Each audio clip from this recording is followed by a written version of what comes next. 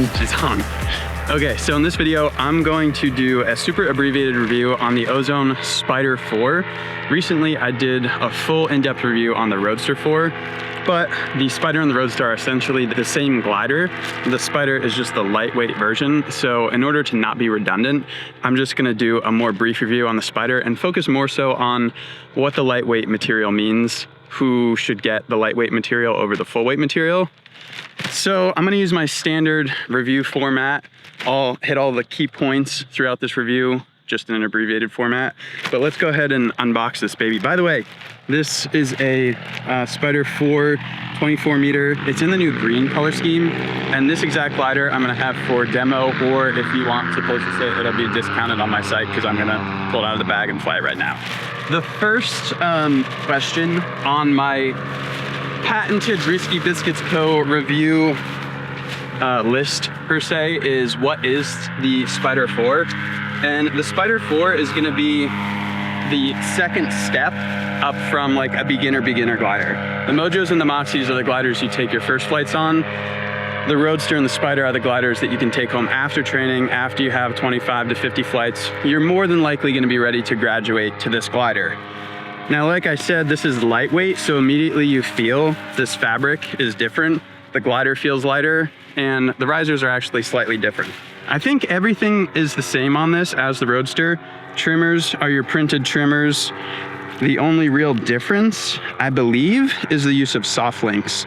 So instead of having all metal malleons, you have soft links, which, to be honest, I don't even know why they do that, because it looks like there's only one A, a C, and then like whatever that is, and then your D goes back to a soft link. So there's like a slight difference, but it's really not a big deal. Who is the Spyder 4 for?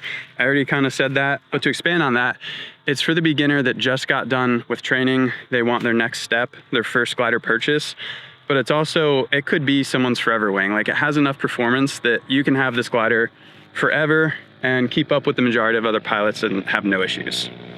Let's get it kited out, and then we'll talk about more details. This ground is like majorly dusty right now.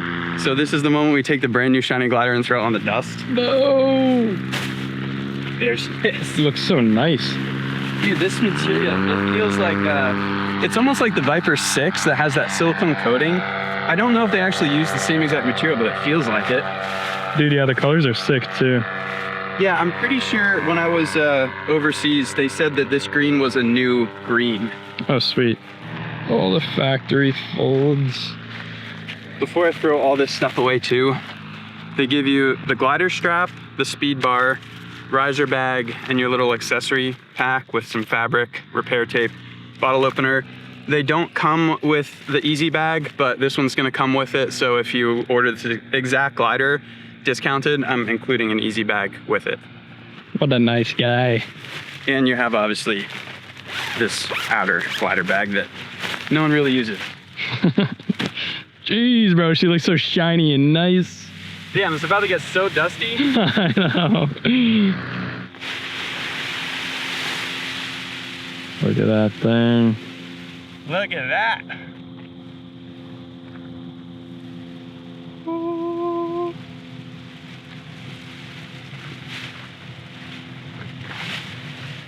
Price, colors, options, and sizing. So colors, they come in a variety of colors. They're on the screen right now. Sizing, as with the Roadster, I like to aim for like 80 to 100%. 100% is gonna give you like more energy, more handling. Closer to 80% or less is gonna be easier launches and landings. So depending on what you're looking for, if you want sporty and the most like maneuverability, longevity out of your glider, go for 100%. If you're in like a mountainous region and you're looking for easier launches and landings because you're at elevation, go a little bit lighter. Next is risers, lines, and cells. Same thing literally as the Roadster, so go back and watch that video. The trims, you're allowed to use brake fully trimmed out. It has the neutral mark right here with the zigzag line on the new printed trimmers. It's got the same tip steering, not tied in, same brake toggle, same everything. Literally, they only changed this A, this B, not the C, and they changed the D to a soft link. Don't know why, but it's lightweight. I guess that's why. Lightweight. Let's look at the cells and stuff. Pretty sure this is literally the same as the Roadster. Same exact profile, same everything, just lightweight material. Here's my spiel on lightweight. I would recommend lightweight for the majority of people. One, especially if you're someone who does zero wind launches often. Think of like the morning flights when the grass is dewy, you're lazy, you're tired, you don't want to run to inflate your glider. That's when the lightweight material really shines. Just popping it up there already, I could feel, you know, the Roadster 4 is not a hard glider to inflate, but the lightweight just makes it like hang. It feels like it's inflated with helium. And we have very light wind right now, but it just wants to hang there. And you may not notice it like in the majority of launches, especially if there's wind, but on those days, especially in zero wind, especially if the glider comes up off to the side, that's when the lightweight is gonna allow you to recover launches that you wouldn't be able to recover otherwise. Who I don't recommend it for, you should go for the Roadster full weight, is especially if you're flying in the desert like this, I don't really recommend the Spyder because it just gets more abuse that you should just have the full weight. Or if you're someone who flies from the beach and you're always doing reverse launches and you have wind, there's no need for the lightweight because you have wind, so it doesn't really matter. The next part of my review is inflation and launch. So I'm gonna go fire up my motor, I'm gonna inflate it, I'm gonna launch it, and we'll talk about that. The in-flight handling, we'll try some collapses on it as well, and then the landing section. So let's go test fly it. Yeah. Oh, I didn't record. Alright, here we go. So, while everyone else is doing forward launches in light wind conditions, I'm going to do a reverse on the Spyder. Alright, here we go. Light wind reverse inflation. She just wants to hang up there. Walking backwards with it just a little bit.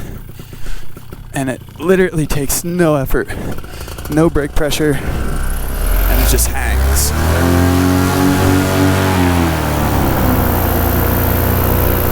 Beautiful. So smooth. Let's do some low-level handling first. See if in a blind comparison test, if I can even tell the difference between the Roadster and the Spyder. My guess is not.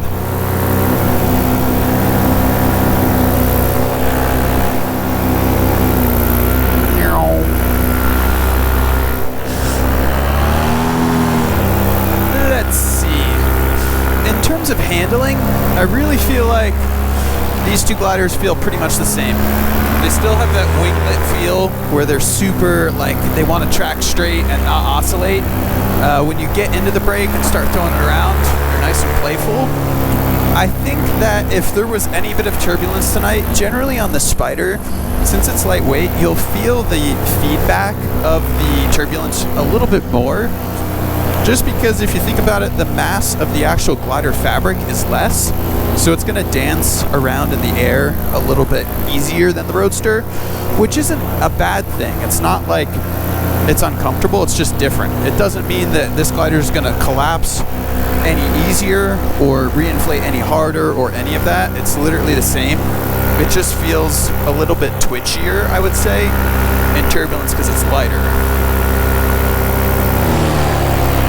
Alright, got some altitude. I'm going to try some fat wing overs and maybe end it with a barrel roll.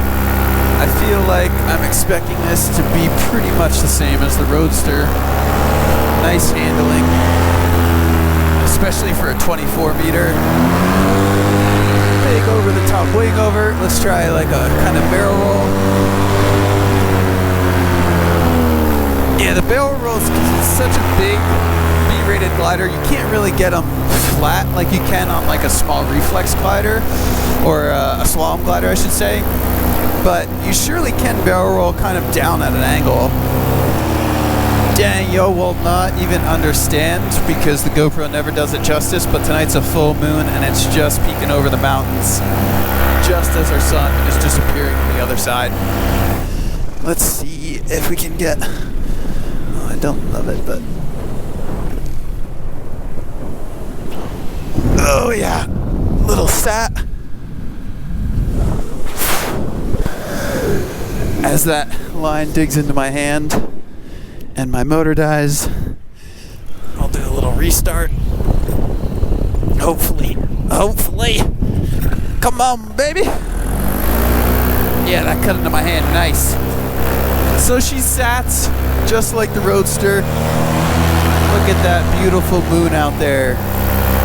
All right, now on to our collapse testing. This is the part that gets me nervous. And I'm particularly curious about this because on the Roadster, I had a lot of trouble getting that glider to collapse.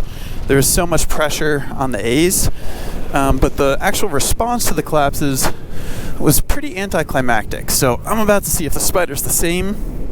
I'm going to close the trimmers fully. That's the safest position. Check that my reserve is good. And stock everything. I just pulled this thing out of the package. Let's try a little asymmetric on the right first. 3, 2, 1. Same response. Super docile. I pulled that and held it. Let's do another one just like an accelerated yank and release, and it just pops right back out. Super docile. Now for the full frontal. I can never get the split A's, so don't make fun of me. We're just gonna do 3, 2, 1. Literally so easy. And it freaking hurts my hands. 3, 2, 1. And it just freaking reinflates. That's wild behavior. Let's do a little left one because Kobe's on my left.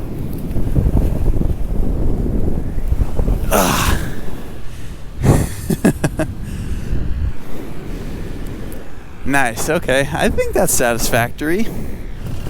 Let's see if I can get a wingtip drag on the Spyder without absolutely burying it in and wrecking, which is always a possibility. Wingtip drags. I'm having trouble speaking these days. They can be dangerous.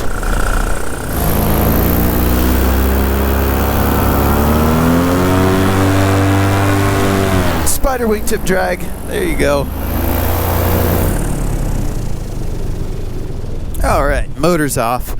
As we glide down, I'm going to give you guys my little spiel on the new Risky Biscuits Academy that we're starting. I've only been teasing this on Instagram and Facebook, and I'm going to start putting it in as little Easter eggs like this on my YouTube channel before I officially launch it and start making content about it. But I'm starting a paramotor school where you can learn to fly right here on this field. I'm actually in the midst of getting a lease agreement on this really cool space that we're going to turn into a classroom, a place to hold inventory, the whole 9 yards. As of right now, I only have a interest form, which I'll have linked in the description. If you are someone who would seriously come out here to Phoenix, Arizona and learn to fly with me, I want you to go ahead and fill out that interest form, because that's going to be the first mailing list. You will be first on the list to get access to the class dates when we actually pick dates.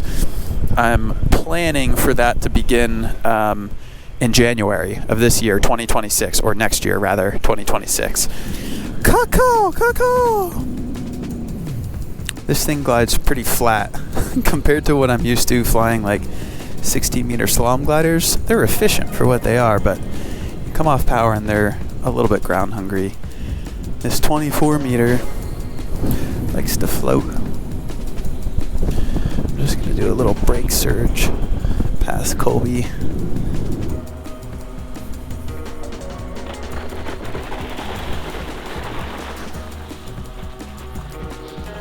What a beauty. Super light touch on the brakes. She just floats.